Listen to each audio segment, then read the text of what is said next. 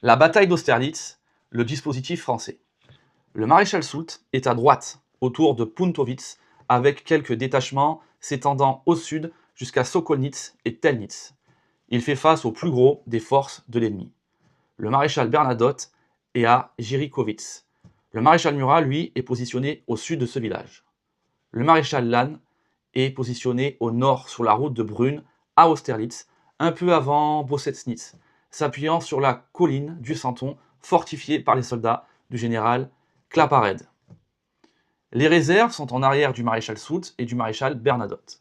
Le plan de Napoléon est arrêté et une ultime réunion avec ses maréchaux, le 1er décembre 1805 à 20h30, achève de préciser le rôle de chacun.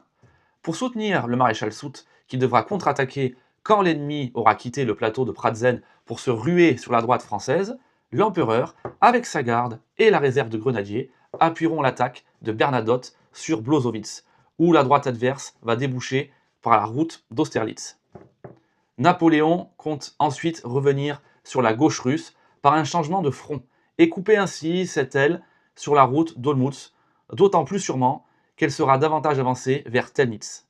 Napoléon est si sûr de lui et de ses dispositions qu'il décrit dans une proclamation, dès la veille de la bataille, la manœuvre qui va lui donner la victoire.